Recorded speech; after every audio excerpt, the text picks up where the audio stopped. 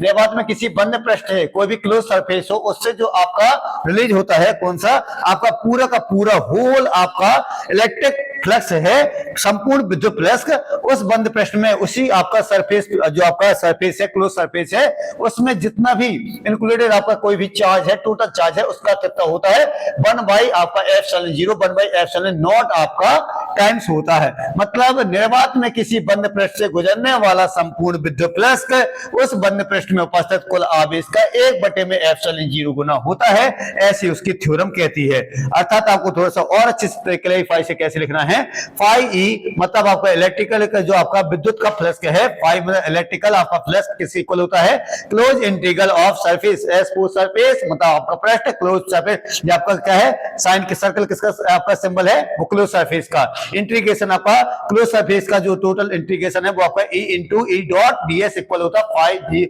आपका आवेश चार्ज अपन में एप्सिलॉन नॉट 0।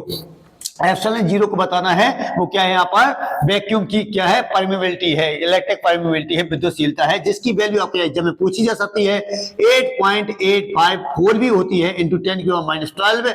कूलम स्क्वायर पर न्यूटन मीटर। माना एस एक बंद पृष्ठ है जिसके अंदर बिंदु O पर प्लस क्यू आवेश रखा हुआ है, इससे स्मॉल r दूरी पर एक बिंदु P है जिस पर विद्युत क्षेत्र की तीव्रता इंटेंसिटी निकालें, तो इंटेंसिटी E इक्वल क्या होता है 1/4 एप्सिलॉन 0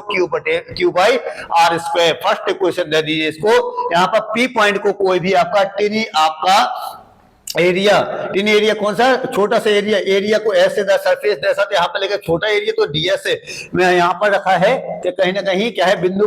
पी को मतलब पॉइंट पी को कहीं ना कहीं आपका डीएस जो आपका छोटा सा है, टिनी आपका एरिया कहता है, छोटा सा आपका एरिया डीएस का है, कवर अप ये है घेरे हुए, अतः इससे क्या होता है, जिससे क्या हो जाएगा कोई ना कोई उससे जो रिकॉग्नाइज है, उससे जो रिलेटेड है आपका कौन सा इलेक्ट्रिक आपका फ्लक्स है वो किसके इक्वल होगा डी आपका यहाँ पर वैसे भी तो फ्लक्स इक्वल क्या होता है, फ्लक्स इक्वल होता है आपका इंटेंसिटी इनटू सरफेस के इक्वल होता है, तो छोटा सा सरफेस लिया तो छोटा सा ही क्या हो जाएगा इलेक्ट्रिक फ्लक्स हो जाएगा। मतलब यहाँ पर देखेंगे तो D phi equal E dot D S, जैसे ही आप डॉट हटाओगे तो कॉस आपका आ जाएगा। सेकंड इक्वेशन में कहीं ना कहीं आप फर्स्ट इक्वेशन से एक क्या है इलेक्ट्रिक इंटेंसिटी की वैल्यू रख सकते हैं, तो यहाँ पर दी मैंने, यहाँ पर क्या है ए की वैल्यू क्या है 1/4 एप्सिलॉन 0, यहाँ पर ये आपका क्यू बाई आर स्क्वायर,